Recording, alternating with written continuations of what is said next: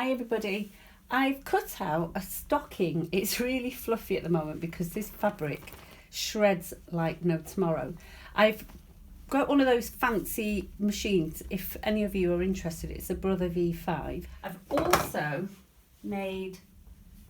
cut some trimming out. There we go. So we've got some trim on the top there, and on the flip side of the stocking I have Ellie's name. I'm going to attach all these pieces together on that infamous overlocker. So let's bring the overlocker out. Oops. So here's our lovely overlocker. We need to make some adjustments. For a start, we're all in white. So as always, have a scrap piece of fabric ready to check the tension, the differential feed, and the other settings on the machine. Okay. Now this is heavyweight velvet. It's used for curtains, it's used for dresses, it's used for cushions, it's used for Christmas stockings. So let's start with everything set on factory settings. Knife is set on 5. Stitch length is on 3 and the differential feed is on 1. Always check with samples of fabric before you start sewing. And I've got my 2 layers of thick velour. I'm going to lift the presser foot up, press it back down.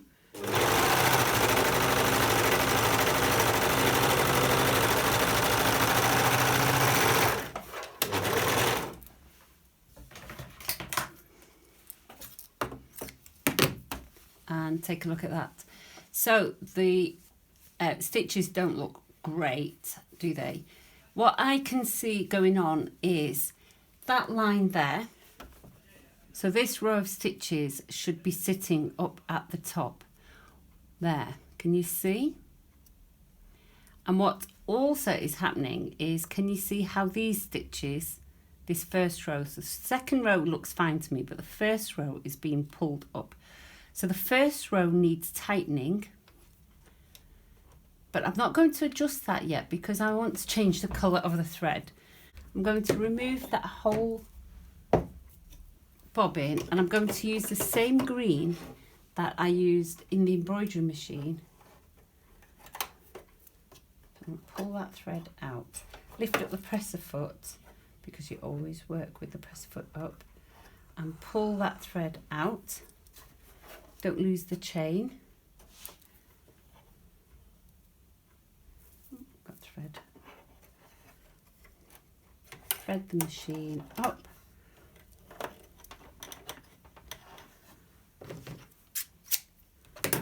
And turn it so I can see.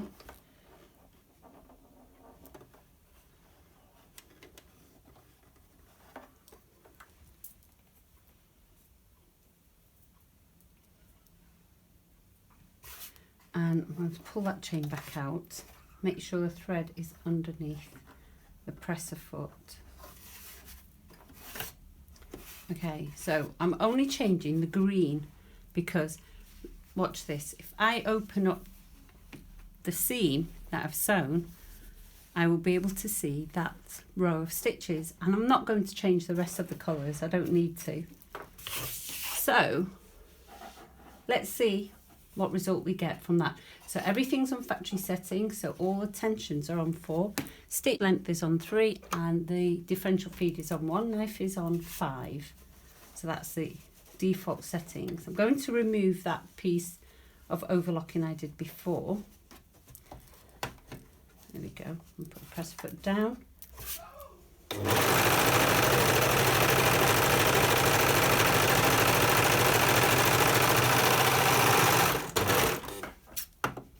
Okay, so there we go. We can see a difference in the stitch. You can't see that first row of stitches now because it's become green and it's in there with the fabric. If I pull on this, in fact, that tension is actually perfect now. I can't pull the stitches open at all. That's perfect for me. I'm happy with that. But what I'm finding is that this row of stitches is still not sitting on the top edge of my fabric, and the back is almost perfect. So what I need to do is adjust this tension. What I'm going to do is I'm going to get the lower looper and yank it back a little bit, because everything on the front looks fine to me. I'm going to pull this one tighter so it yanks this one, this front thread, tighter. So that means I'm going to turn this one, so the lower looper, I'm going to increase that to 5. So everything's on 4 apart from this one, which is now on 5. Let's give that a test run.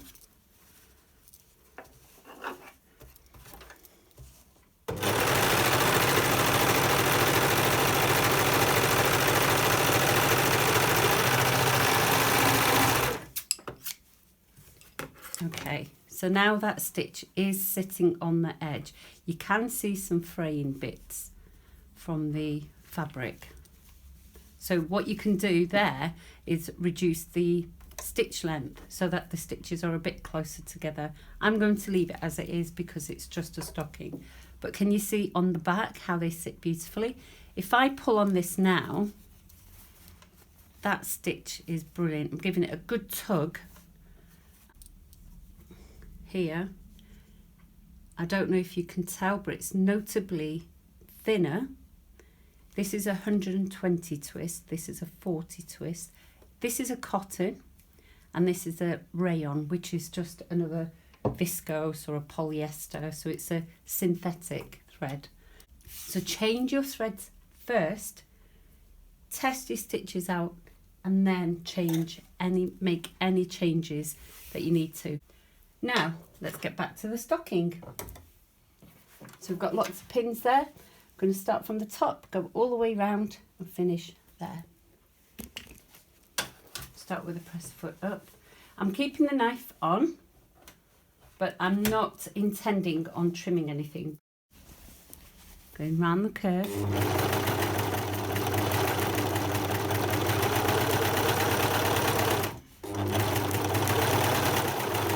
Okay, so here's the front of the foot. Flip 1/4 inch, no more. And then we're going to hop over that notch.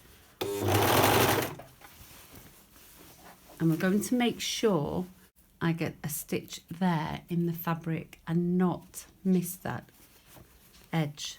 So keep it all nice and straight, and then watch for that as it reaches the needles. Just go slow.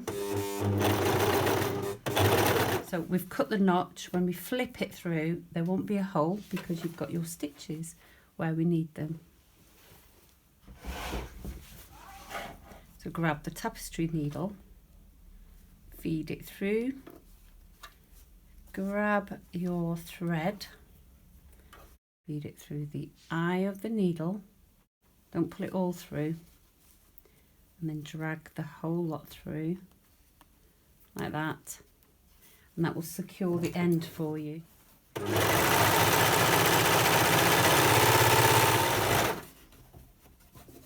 Okay, it's just a little dig in there. Now stop there. I'm going to take that needle out.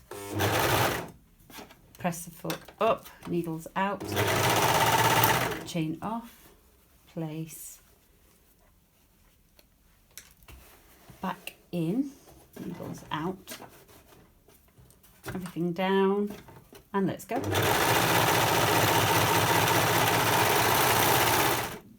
The next thing I need to do is put this label on my stocking. So I've cut this out. I've done this on an embroidery machine. So I'm going to sew the two ends together. So make sure you put lots of pins in, because if you don't, this is fur, it will move. Do you think that's enough? Right, let's try that. Okay.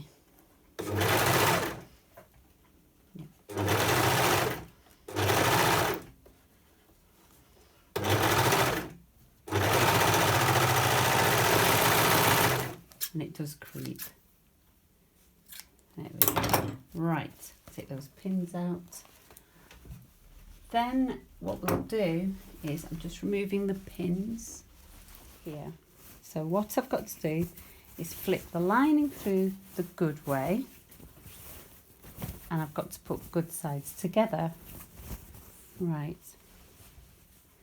I'm going to add a pin on the lining, on the seams, like this. So match the seams up. I'm going to put a couple like that. Okay, so now I've got the lining inside there. I actually want to make sure that this comes through on the good side, and for it to be on the good side, it's got to sit between the lining and the main fabric. So let me take those pins out and place this into, so against there. Can you see how it will sit? Bring the lining back out, put that good sides together. So lots of pins, make sure everything matches up, and we're going to serge around this in one big loop. And it's lots of fur and lots of velvet, so it's a case of lots of pins, and take your time. I'm keeping these pins out of the way so I can leave them in. You want to try and leave as many of these pins in as you can, because if you let one of them go, the whole thing will go. Right, let's get that in there. Let's take the free arm off, put it in there, and we can stitch. And as you stitch, take your time and make sure all 3 layers are together as you go around. Let's get this done. Press the foot up and the needles are out. Make sure it all gets in. Keep an eye on this as you stitch.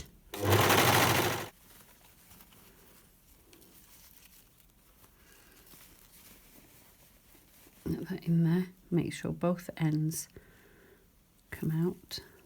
There we go.